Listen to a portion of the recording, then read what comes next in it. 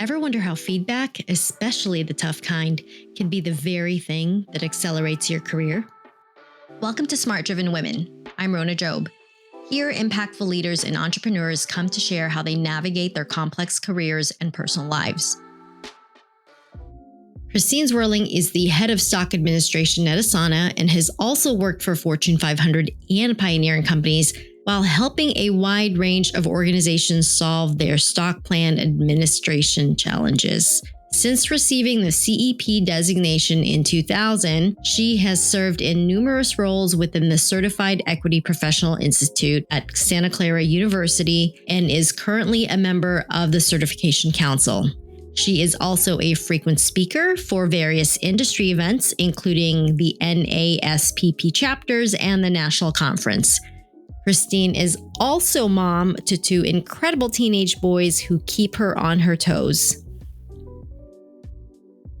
Nia Dragova is the co-founder of Candor, which helps public companies control the impact of SBC, stock-based compensation. She is a recognized expert on capital markets, corporate trading, and working with executive teams to measure outcomes and inform board direction on their company stock pay programs. Originally from Bulgaria, in Nia's free time, she enjoys trading commodities and spending time training her dog.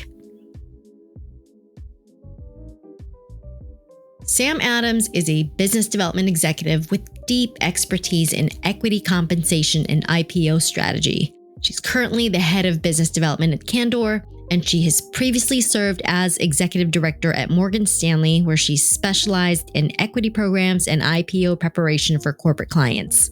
Sam's extensive equity compensation background includes leading global equity programs at DoorDash during a critical growth period and through their IPO, and overseeing equity programming and compensation programs at MuleSoft through the IPO and subsequent acquisition by Salesforce.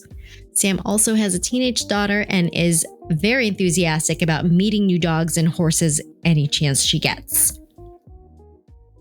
Welcome, Christine, Nia, and Sam. I'm so excited to have this conversation with y'all and hear a little bit more about your journey and about your companies and the work that you're doing now. I want to start off with a little bit of rapid fire so that our listeners can learn a little bit more about you before we dive in. How does that sound? That's great. Awesome. All right. Question number 1, coffee or tea in the morning, Sam? Coffee, all the way. What's the last book you finished, Nia? Some by David Eagleman. David is a neuroscientist that teaches at Stanford, and the book explores different possibilities of what afterlife looks like. Oh, wow. Super interesting. Interesting. Super interesting. Yeah. Favorite app on your phone, Christine? Well, I'm going to have to say Asana. That helps me keep track of what's going on and what's coming up so I don't miss anything. So I'll go with that. Absolutely. Podcasts or audiobooks, Sam? Podcasts. And the one that I'm loving the most right now is called People I Mostly Admire. Oh, I'll have to check that one out. It's awesome. Who's a professional role model for you, Nia? Peter Thiel.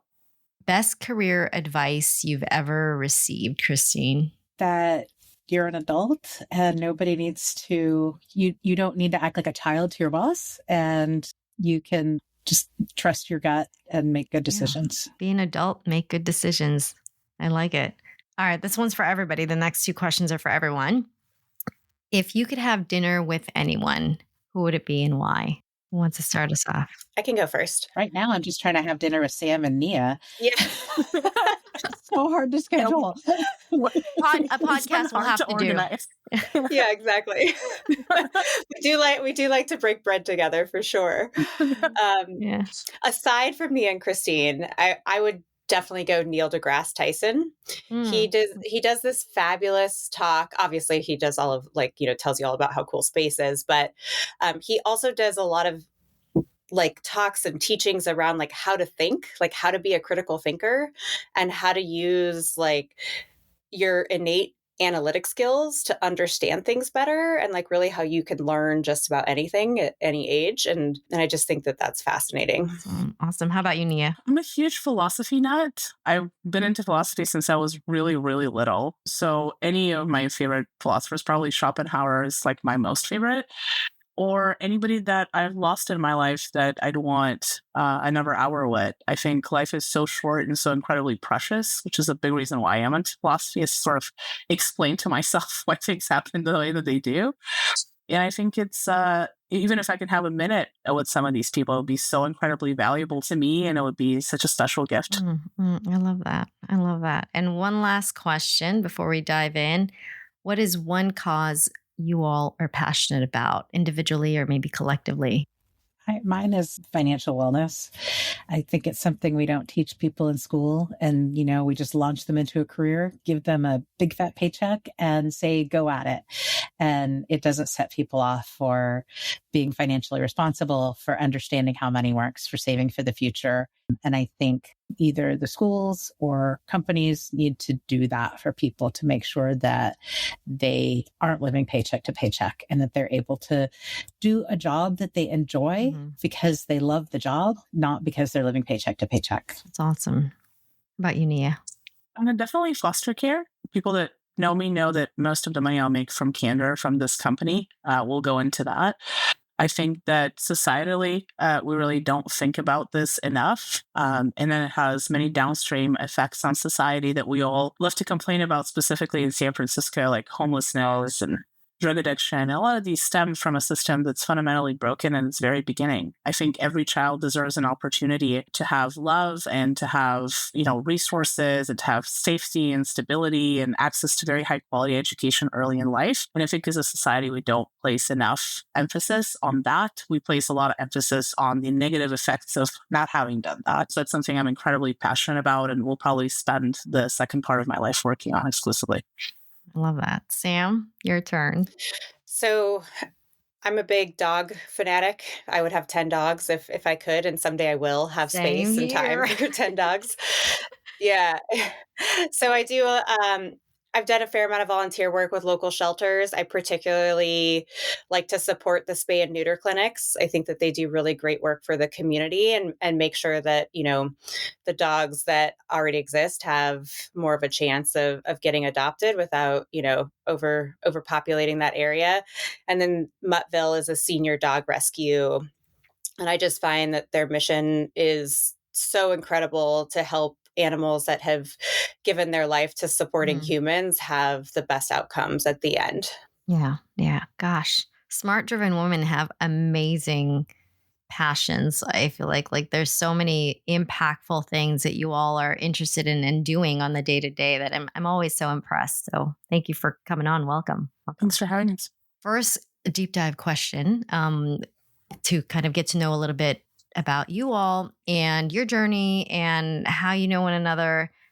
First question is, did you always know that this was a career path and industry you wanted to pursue, the different industries that you in? And maybe give us a little bit of background about what that industry is too, before you share with us. So I'm gonna start this one, and then I'll punch it over to you guys. So we all kind of work in the stock plan industry, so sharing equity of a company with the employees and the various things. So I was very, very fortunate when I was early in my career that, and this was, I don't even remember what my title was, but I was like the lowest on the totem pole you could get. I was the CFO's exec admin's admin. Like if you needed a watch battery change, I was your girl. You needed lunch, and this was a long time ago, faxing done, photocopying, scheduling meetings. Like I was the one that did all of that. But it was also like, he would come up with like little side projects that he wanted done that he didn't want to give to his admin. I mean, it could be anything from turkeys for Thanksgiving for all of the employees. And then we realized half of our employees were vegetarians, but, any of those kind of things. I learned a lot, very humbling. But he also came to me one day and said, hey, we're going to share equity of the company with our employees. Do you want to run that program? And I am one for like, fake it till you make it. So I was like, sure, let's do it. And, back when I was doing it, the consequences of screwing anything up, tax, accounting, all of that were very low because it was a very, very new industry. It had only been broad-based equity had only been around for a couple of years. So it was a great time to learn. And I just started learning and doing it and, taking different jobs in it. And it wasn't really until maybe less than 10 years ago, and I've been doing this now for about 30 years, that I realized, oh, I actually have a career path. like, this is what I do. Like, this is my career. This is what I do. And that's how I actually ended up meeting Sam and Nia. And I'll let you guys go into a little bit more. But for Sam, I was consulting when my kids were little, and I went into the company she was working at where she was a paralegal, and I was kind of cleaning up their program and, getting them all ready to be like a public company and do all that fun stuff. And when I'm doing that, I always kind of come in and say, is there anyone who wants to learn how to do this stock admin job? Great time to learn is when we're cleaning up, because you can see what works, what doesn't work, and all of that. And Sam kept raising her hand saying, I want to do it. Me. And Sam, I think I spent a month trying to talk you out of it. Because... You did. You actively tried to talk me out of it. And I couldn't understand why, because not dissimilar to you, I'd also started as somebody's admin and just sort of like happened to be in the right place at the right time to be exposed to equity administration. It's definitely not something I set out to do.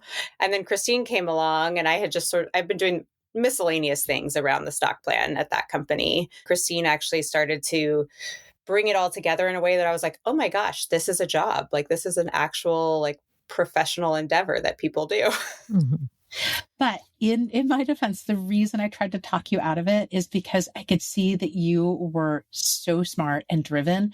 And I thought, we always kind of downgrade ourselves. And I thought, Sam can do so much more than this. I've got to talk her out of it. I don't want to hold her back. She could be CEO somewhere, someday. But I finally gave in and was like, fine, if you want to limit yourself to this.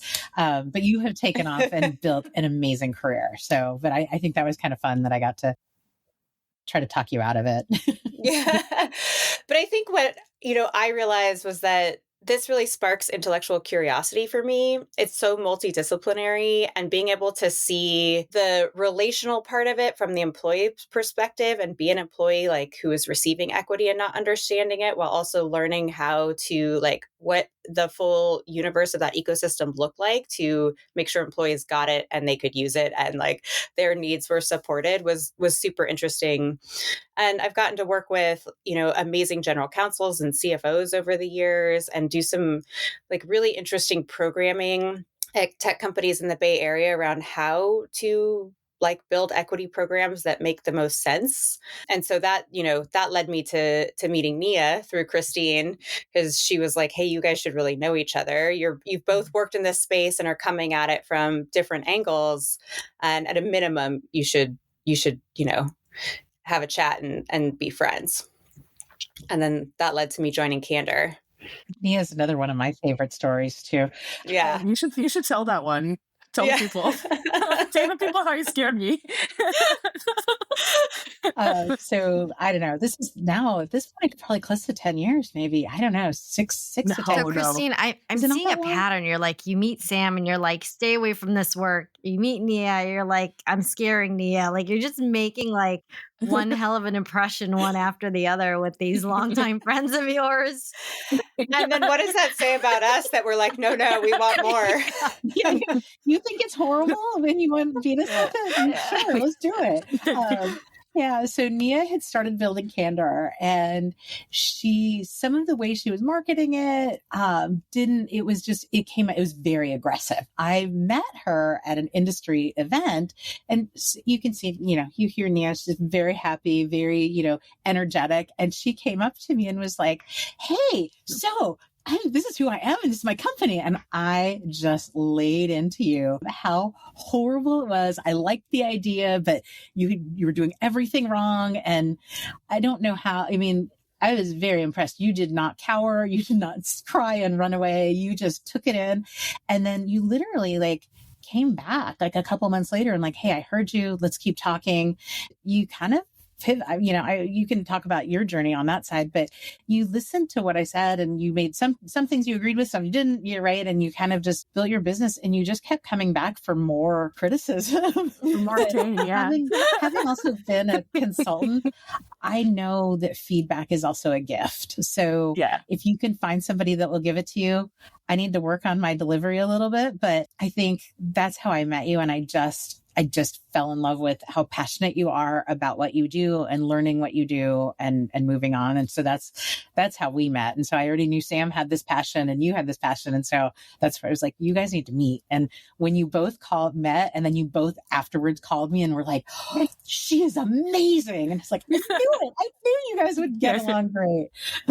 Yeah, I mean, it was interesting how we met. I think that the context there was we had built a product that employees were really interested in, but I had never even considered that a stock plan administrator exists and that this was a role and there was somebody actually managing this. And I was so excited to go to Christine and say, Christine, people want this. And Christine was like, yeah, but it would break half the stuff that I do. Have you thought about this maybe a little bit? And I was like, no, actually not at all. I'd not thought about this. That is an excellent point. And she's like, well, go home and think about it. So I did. And then I kept following Christine. I was like, okay, here's what I built. Does it work for you now? Does it work for you now? Does it work for you now? And I would kind of look for her at conferences or email her. And I think I eventually just wore you down. But the product now solves that need that it didn't solve in the beginning. We ended up building a whole other piece of the product, which was very much inspired by Christine and the feedback that she gave me initially. But for me, like, I don't necessarily know I'd arrive particularly here. I know this is maybe not a very popular thing to say, but I really deeply care about money. And it comes from a place of when you grow up not having any, you are highly aware of money at a very, very young age and mainly of the scarcity of it. And kind of the implication that it sort of creates for you, right? Other kids have cooler stuff. I have had maybe the same shoes for the last 3.5 years. Or why are we eating rice for the 55th time this week? Like, is there no other food available? And so I had the concept of money at a very young age. And then at a very young age, I left my country to come here because this is where you made money. Or this was, at least having grown up under communism, this was the perception of coming out here. And I think that for me, I kind of cut my teeth in private banking. And there was kind of two pivotal moments that converted me into this path of working on equity compensation and stock in particular. One of them was the first time I received stock. I'd received a pretty sizable grant for having done a good job at my job, and I really didn't want it. So I actually returned it because to me, this didn't feel like money. It's like, oh, you're giving me some stock. I don't understand anything about the stock market. We're talking about like me being in my very early 20s, transplant from another country where there's no financial system, working in a piece of private banking that didn't have anything to do with stock at the time. It's like, why are you giving me this? Why won't you just give me the money? I have to go figure out how to sell this. I'm like, no, thank you. Like, take this stock certificate back, please, and come back to me with cash.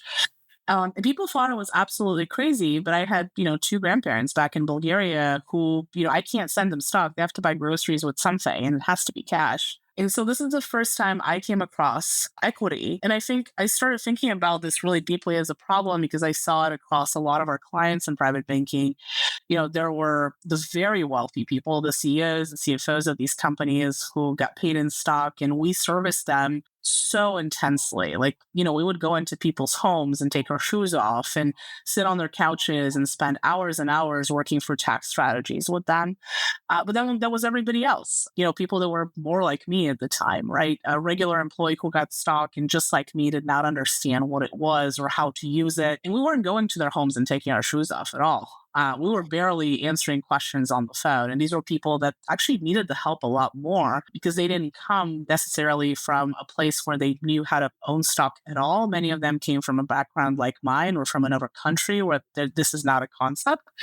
So I became really passionate about figuring out why nobody cared about this, because it's the largest unlocked and untapped kind of swath of new generational wealth. And everybody wanted to bank Gen Z, X, or name an acronym. No one wanted to do the heavy lifting of actually servicing these people with dignity and providing them the ability to answer the same questions that we were answering for executives, because essentially the problem is the same. It just grades in complexity. Everyone receiving stock has a tax question. It's just maybe a more complicated tax question if you're the CEO versus the engineer, but it's a tax question. And so I felt this service and information should be heavily commoditized. I started building it. And again, I had not thought about the fact that on the company side, somebody was managing this. And that was, Christine and Sam and folks like them.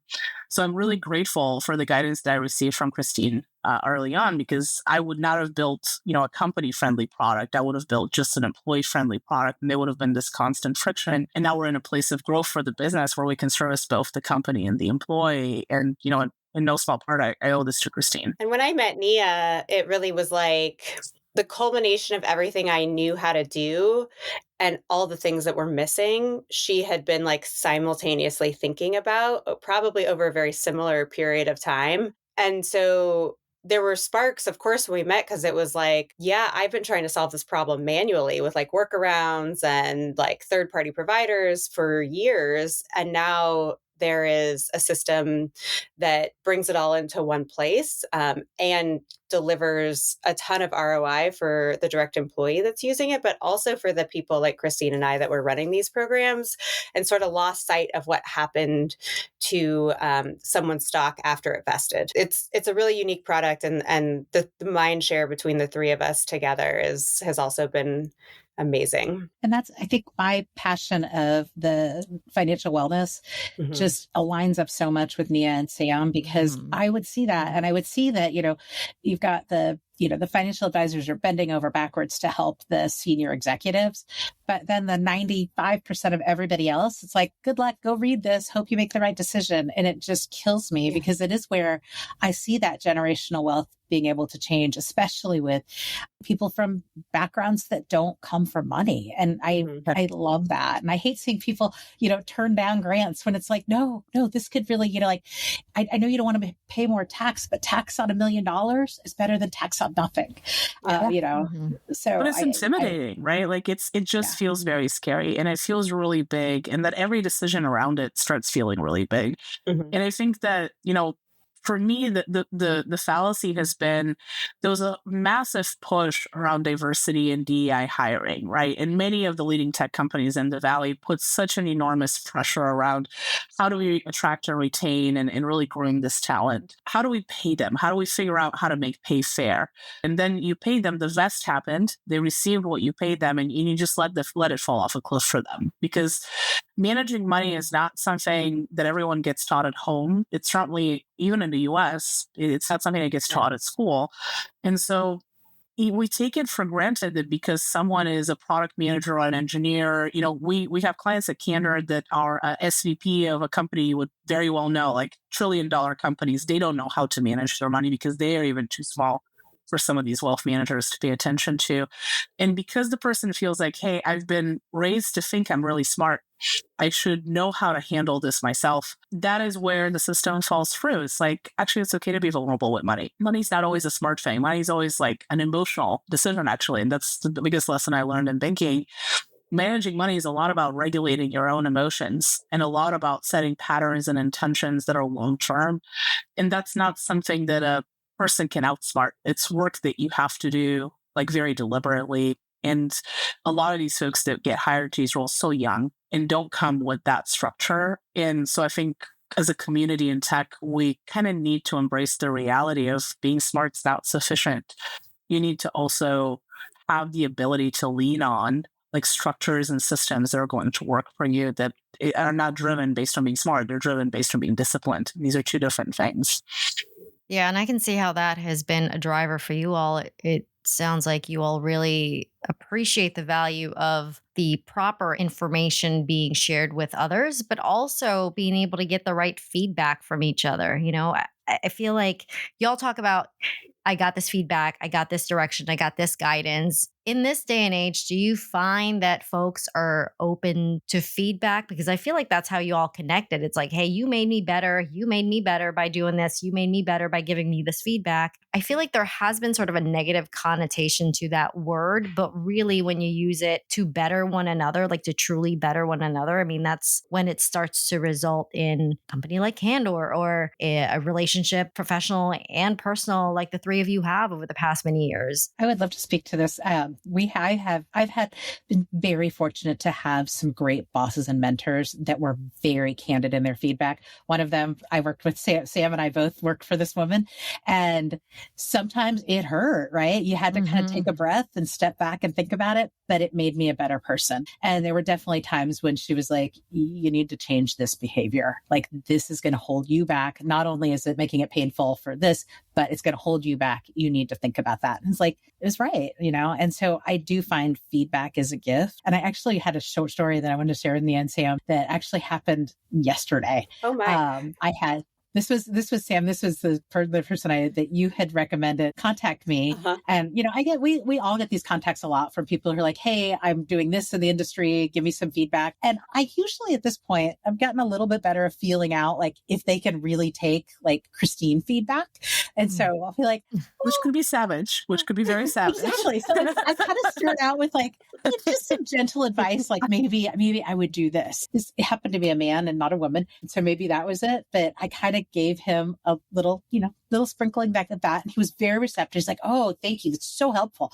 And I was like, oh, great. Well, I would also, just like kind of did at Christine, and he kind of ran away, and I think I scared him off. So that's a good thing, though. He may come back though and ask for more. You never. That's exactly it. I'm like, we'll see if he comes back, or if I see him at a conference if he runs away. But I mean, I feel like it was a generous gift, but we'll see. But I thought you guys would appreciate that. I haven't really changed my ways that much.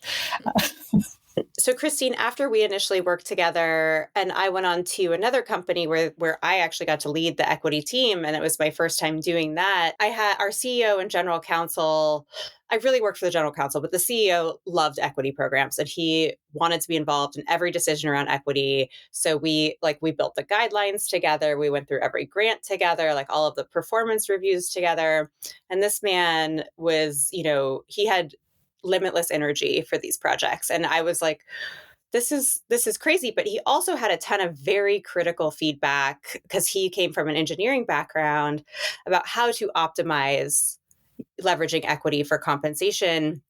And I remember, and plus we were in the middle of an IPO, and I remember just like going in the bathroom and crying and then like shaking it off and coming back into the room and saying like, I hear you. Here's what our limitations are. Here's how we can get around them.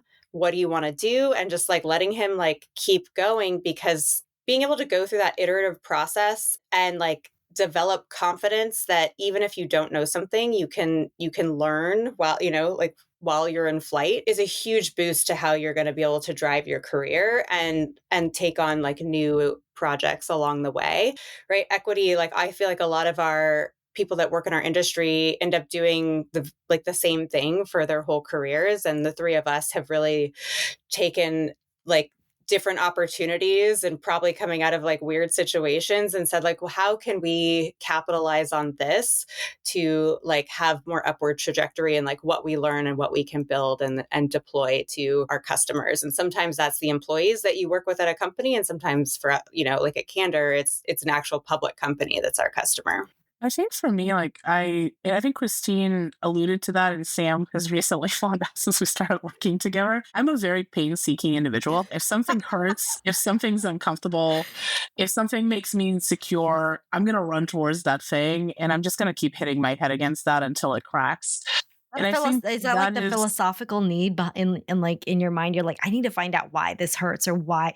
Usually, where there's pain, there's progress. Right. I think people are really afraid of that usually. When you're uncomfortable. That's quotable right there. When there's pain, there's progress.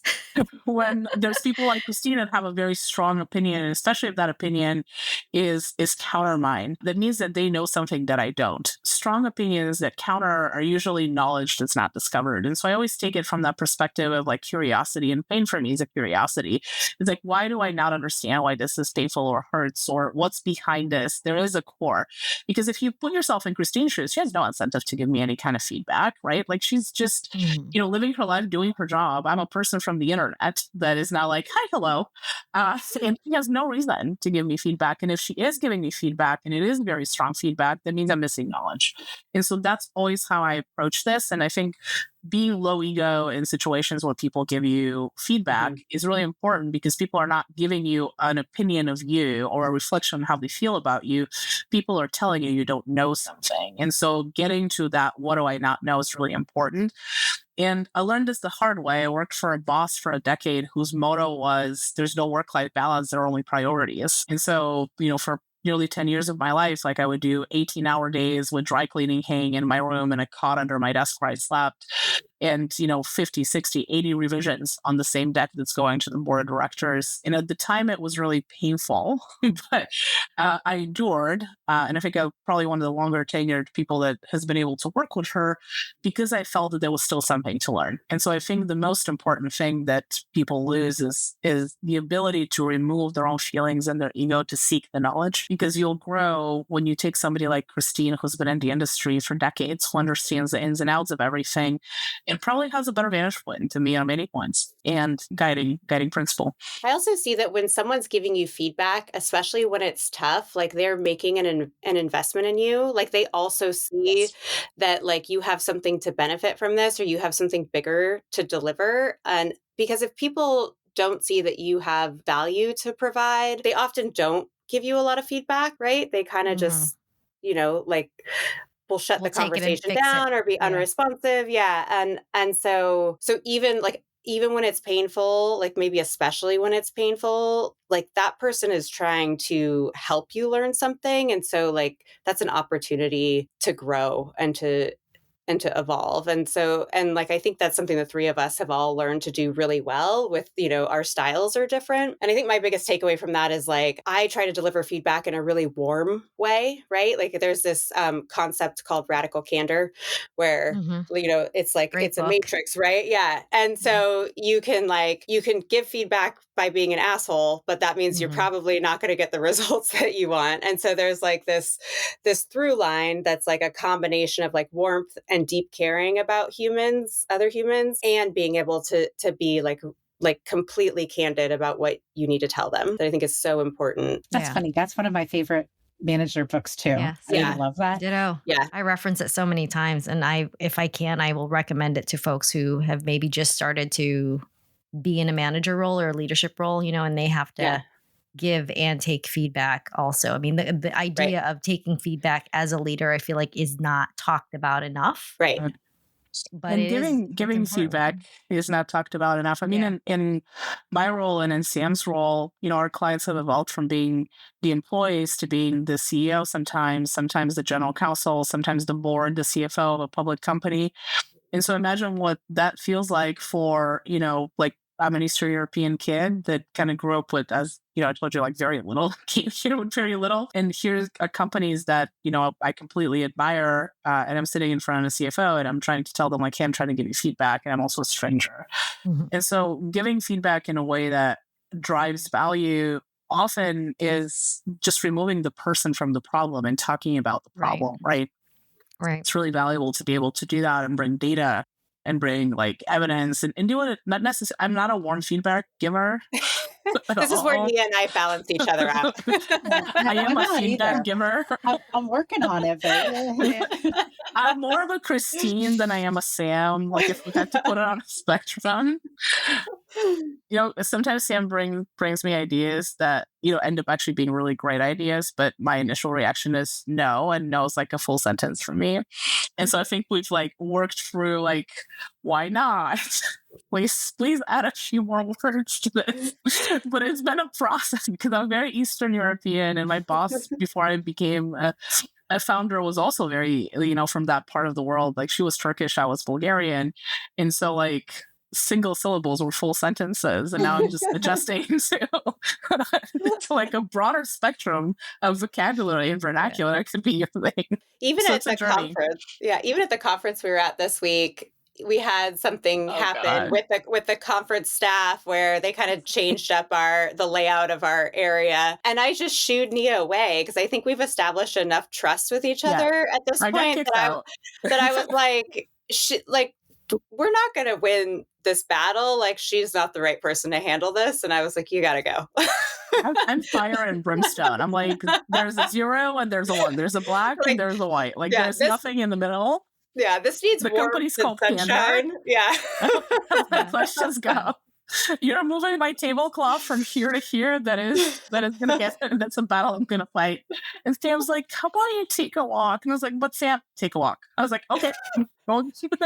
I think that somewhat comes with learning yourself too, is like learning the things that you're good at and you're not good at. Cause I definitely know the situations where I am not going to make great choices, right? Like I had somebody actually complain to my boss that I was snarky. And I was like, I am not snarky. And then I thought of, then when you step back a minute and it's like, Maybe I probably was snarky on that.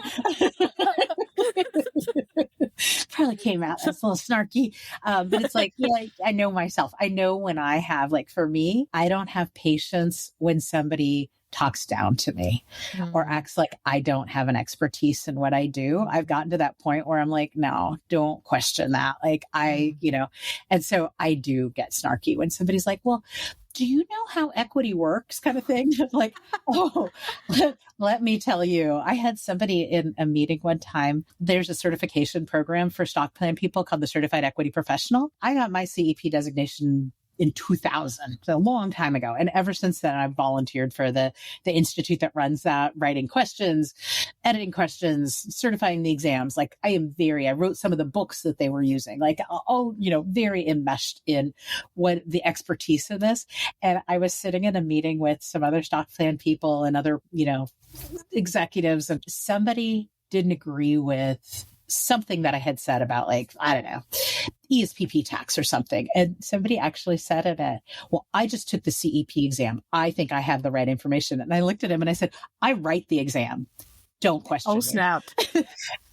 But it was like one of those, like, I typically don't do that. Like, do you know who I am? But it was like, oh, no. You are not stepping in my pool. But it was like, oh yeah, I probably did get a little snarky on that. Well, Sam said something earlier about, these things that people say to one another in conversations, not knowing who's on the other side. But I feel like with the three of you, one thing that you have really maybe brought you even closer together is the feedback is to benefit you. And it's really coming from a place of like, no, I care for you. I'm going to give you this feedback so that you can kind of go down the path of like searching for the right information. What other things kind of drew you closer to one another to lean on each other for support as you're, working through your different career paths? When you meet people and there's just like an innate feeling that I can trust this person, even if I don't have like a long tenure of knowing them. I felt that very strongly with both Christine and Nia, like very quickly when I met them. So I think for me, as I've gotten older and,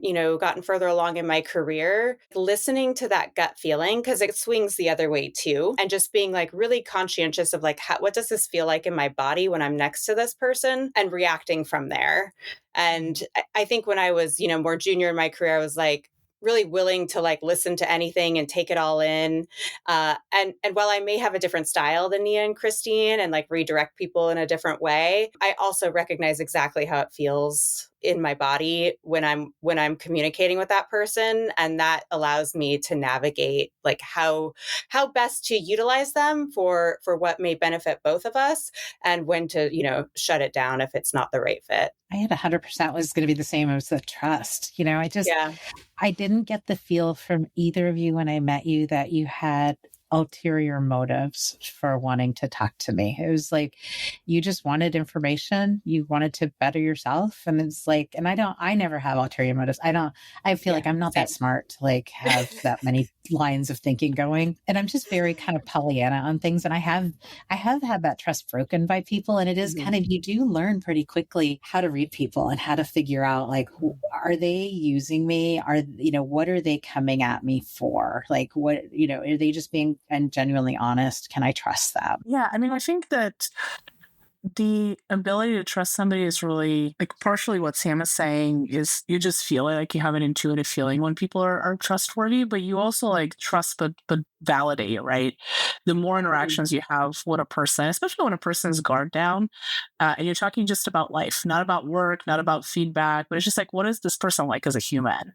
What do they care about as a human? Do we care about similar things? Like, is there like a deeper layer to this person? That's usually what builds trust for me.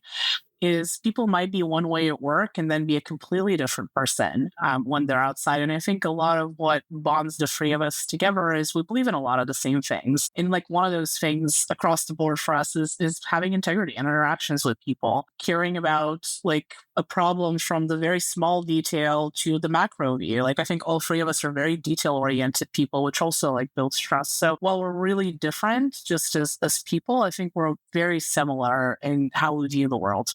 And so for me, that's really important because I know that kind of doesn't matter if tomorrow, like I go do a different company and Christine decides to go be a doctor and Sam decides to go fly a space shuttle to the moon, like we'll still have that connection on like we believe in very similar things about the world and this friendship will endure. It's not being talked about enough. I feel like the women really need women in these networks, right? Beyond just work. Like you mentioned like, oh, Christine could do something totally different. Sam can do something totally different, but we'll always be connected. And I'm loving that the conversations recently have started to shift into women supporting women, women connecting with other women, and making sure that, hey, we're connected for life. Whatever you're doing, I'm supporting because I believe in you. I know who you are. Have you found that it's hard to find that in your industry or profession in general, or maybe even in your levels of seniority at this point? I feel like I've been fairly lucky to be able to build a good network. And I think because I'm pretty open to, and I've been very lucky with Nia and Sam to also meet their families, significant others. And that helps build that trust and credibility to be like, oh, their families and significant others are really cool too. They're really trustworthy people and are really nice. And like, they surround themselves with those people. But just even on my friend level of I actually do have friends that are outside the stock plan industry. I've talked to them about I know, it's so crazy. It's like sometimes when I talk about tech things with them, they're like, wait, you guys do what? I'm like, I know, isn't it crazy what we do? But I'll talk to them sometimes about manager things or leadership things, and they've had great advice. I went to, my group of friends one time when I was trying to hire, and I had two amazing candidates, and they were pluses and minuses on both, but they were just amazing. I couldn't decide who to hire. One of them, runs a company, has 50 employees. And she said, Christine, you do both. You make it happen. Like nobody works, nobody plans their weekends around how many hours they're going to work. You have enough work for both of them. Go make it happen. And I was like, oh, it's just getting that somebody to kind of give you the okay for what you might be thinking. And then I can run with it, right? I can figure the rest of it out. But just having those people that support you and, aren't like, whine. You have two great candidates, whatever. It's been really fortunate to have a lot of trustworthy women around me and men around me to support me. It's not just women, but I do feel like I've been fortunate there. Christine was my very first mentor, I think, in the professional journey that I've been in for the last, 15 or so years. Once I spread my wings a little bit and went to and took other roles, I had some male mentors that didn't necessarily sign up to be my mentor, but were just great sounding boards and a different perspective for how to navigate the world. And those experiences were really unique. Like one of the best pieces of career advice I ever got was from a general counsel named Rob Horton, who I still think of very highly today and keep in touch with. And he said, care less. Like everything that you're doing right now, like everyone knows that you care about it. But you care so much that you're not able to see your own successes. And so you need to care less. And I just well, it sounds like kind of like crude feedback or like crude advice, because we don't really want to tell people to care less about the things that are important to them. What he meant was let go, trust yourself, make sure you celebrate your own wins, and all of the other noise around you about what could go wrong or what one person might think that doesn't align with what you're doing, it just doesn't matter, right? In the long term, grand picture of everything that you're doing, eye on the prize, keep going, and really just maybe be a little bit more zen about all the little stuff along the way, right? See it, feel it, take it in. If it's not useful, let it go and keep moving. And I just really admire that he has built an amazing career for himself, kind of using that same philosophy. And he continues to mentor other people today. He sees that they're directionally correct, and he helps them make sure that trajectory it continues to be upward and to the right by helping them get out of their own way. And then, just continuing my career, working with CFOs, working with chief accounting officers. Like these are very detailed, very numbers driven people. And I think the mentorship has gone both ways. Well, what I do is also very detailed and very numbers driven, but there is a softer side of it where you have to be relatable to actual humans who are basically your end users. And so like helping each other be better around the things that we're kind of missing, right? And so it's just been such an amazing journey. I'm may not come off as being a somewhat introverted person. Like I'm a very practiced extrovert. So my network, I would say, is probably, pretty small and tight. But when I find people that I really connect with, people that like spark that curiosity, I like to go really deep and continue those friendships for a long time, and always like try to figure out like what can we learn from each other. That's awesome. I think for me, there's multiple dimensions here. Like as a founder, I'm one of the very few female founders in fintech. I'm certainly also a part of a fewer number of ones that have made it to the stage of funding that I have. And so I think that good advice and good mentorship when you're in a position like that can look very different for like people. But what it looks like for me is I don't look at gender. I don't seek out women as advisors versus men. And I think especially as a female founder, one of the things that actually prevents many women from advancing and being founders and getting funding and getting the support is really thinking of it from a gender perspective. Because then you're putting yourself in a situation where the other side, the person across from you who's funding you, is also thinking of it from a gender perspective. And they're thinking at it from a numbers perspective. Statistically speaking, there's not that many women that have founded companies that have gone public, right? Like whether they give you tens of millions of dollars, that depends on whether you're going to be successful. And they're going to look at the data behind success. And if you decide to kind of label yourself as I'm a woman first and I'm a founder second, you're taking away from your success to a large extent, because then you're not talking about the business, you're not talking about the mission, you're not talking about the problem your business solves in the world. At the same time, like I'm very grateful for the support of women around me. And I've been so incredibly fortunate to have people like Christine, like Sam, like who have amazing investors that are women, and probably more so than other companies. But when I interact with the world around me, I put my gender last. And I put the story around the business and data around the business first. And I often get the feedback from investors that, that's unusual for a woman. And whether you think that's good or bad in the world, I think equality for women looks like having enough respect to evaluate my business the same way as you would anybody else's, not treating me differently or treating me in a special way.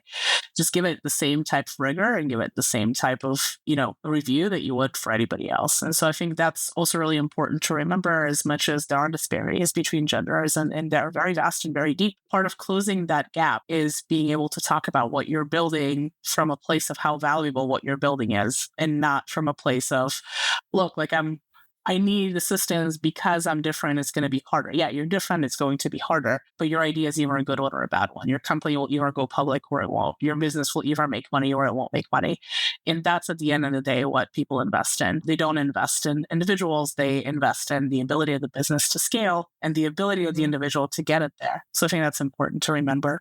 You all have like just such infinite wisdom, I feel like, in terms of how do you approach a problem? How do you approach relationships? How do you approach feedback? How do you approach, these iterations of improvements, right? To yourself, to your business, to your career. How do you share these types of knowledge besides coming on a podcast like this one to the next generation? I mean, is there a specific way that you share wisdom with the next generation who, sometimes don't want that feedback? So I think professionally, I've really tried to hire people on my team that are, if they're more junior, like really hungry to learn. It was less about what they had already done and more about like how they went about it, right? Like how did they go from 0 to 1?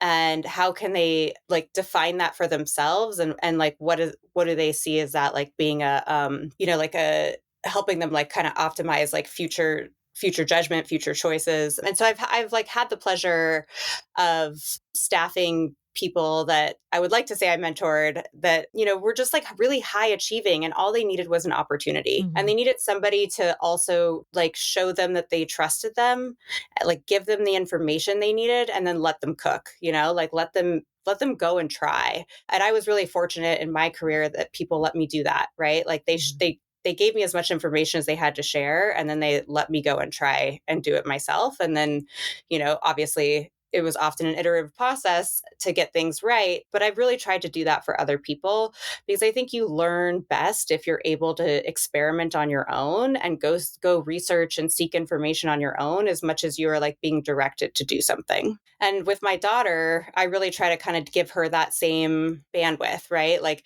here's the information you need, right, to navigate a conflict with your friends or to talk to a teacher, and then really telling her, like, you got to go do it, right? Like, I'm not going to talk to your teacher. I'm not going to talk to your coach. Yeah. You have to try first, and then let's see what happens. And she, most of the time, is pretty successful and is like, oh, wow, I was able to do that on my own. So building that like muscle of self-reliance and which also continues to build confidence, I think is just really important to give people when they're, embarking on their own journeys in the world. Yeah. Give them some wins, right? Let them cook, give them some wins. And let them, and sometimes it means they don't win, right? And then you have to learn from that too, and go back to the drawing board and figure out, like, what could I have done better? Like, what did I think I knew that I didn't actually know?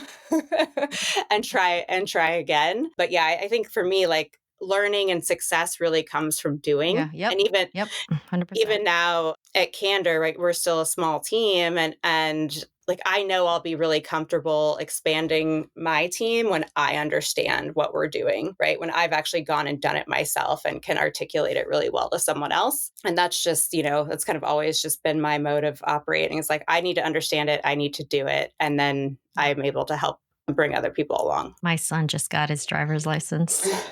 Exciting. Also terrifying. Oh my God. Terrifying. And I had an event one night. This was like last week. And I was like, you're going to have to pick up your sister. You're allowed to pick up your sister. And he's maybe driven on his own a couple of times. And so he's like, well, what if this happens? And what if this happens? And what if that happens? And he's literally on the phone with me 3 minutes past when he was supposed to leave the house to pick up his sister. And he's like, well, what if this happens? And I'm like, okay, well, make sure they don't happen, number one. And number two, what happens if you don't pick up your sister? Yeah, right. You just have to go try. Like, anything could happen. Right.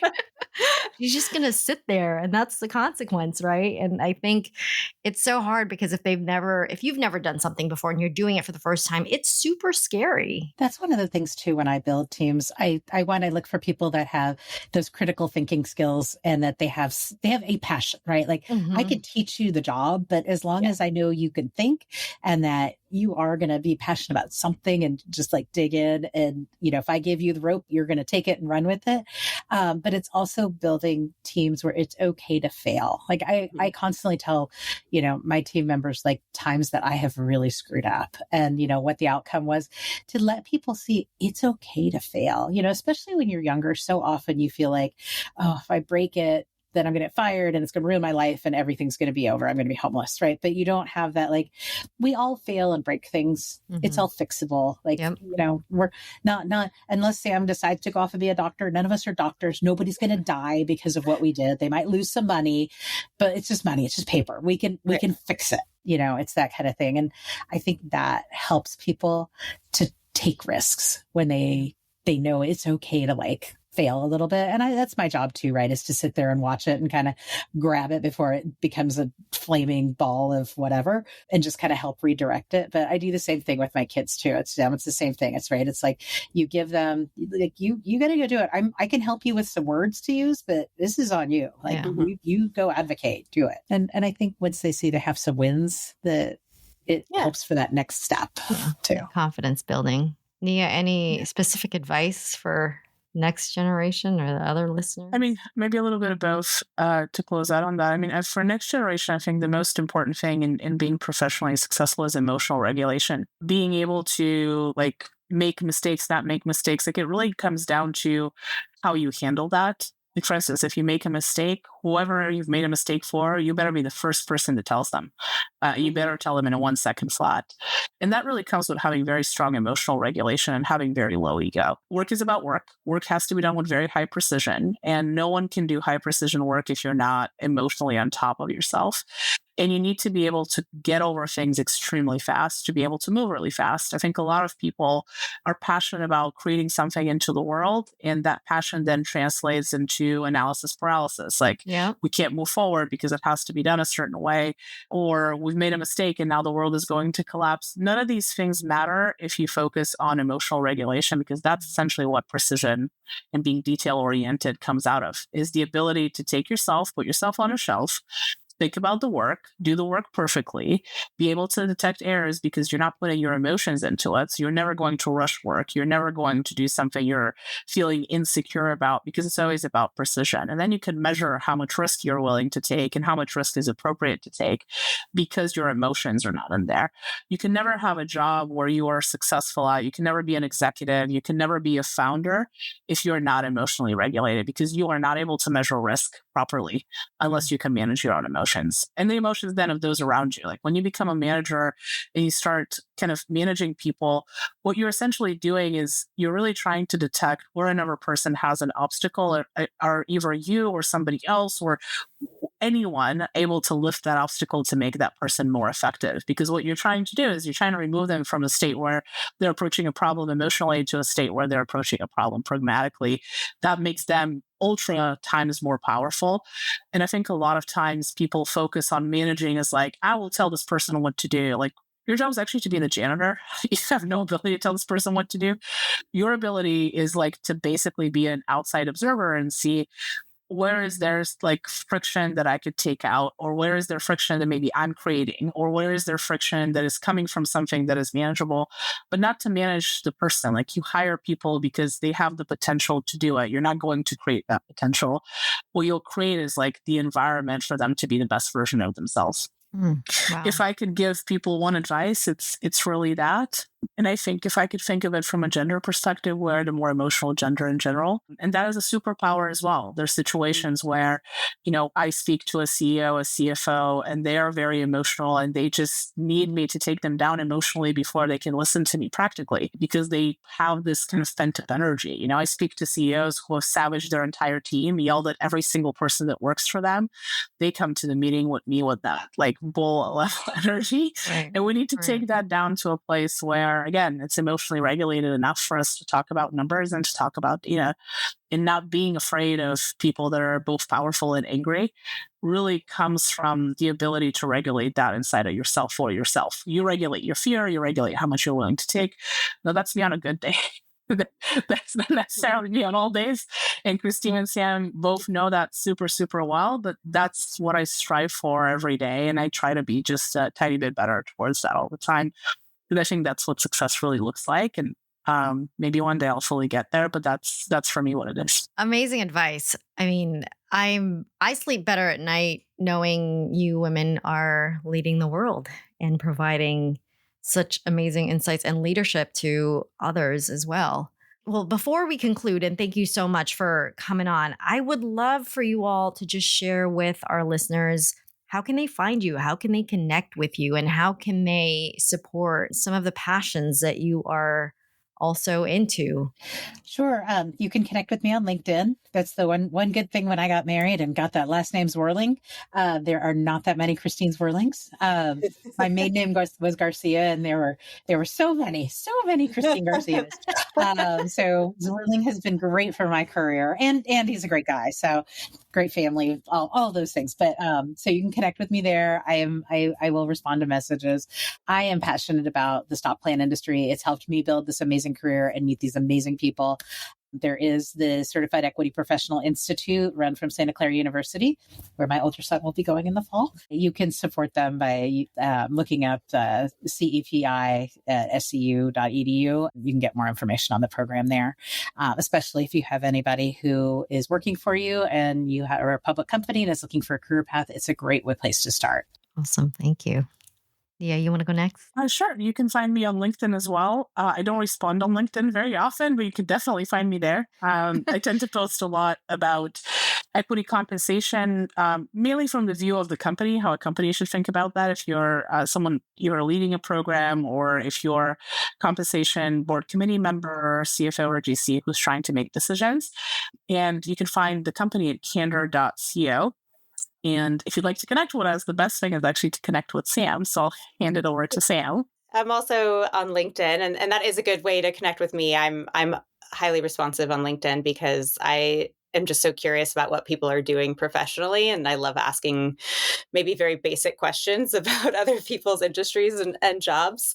And I'm also, always open to talking anything about equity. Equity not only changed my life as a career, but it also changed my life and my financial future, right? Like I bought my first house from large stock grant that I got at a job because I was doing really well. And so to me, I am deeply passionate about how you continue to build wealth through equity programs. I go by Sam Adams because it's really easy to remember. No one's ever going to forget that. But on LinkedIn, I'm officially Samantha Adams. And yeah, I also will always talk about dogs or going to the moon. So, let us know how. We've recently developed a space interest in our company. That's a story for another podcast, though. Thank you so much, everyone. Thank you so much for joining us today and for sharing your stories, your insights, and gosh, what great advice. Until next time, we will see you again. And hopefully when you all are out on this side of the world or this side of the country, we'll come visit. Absolutely. Absolutely.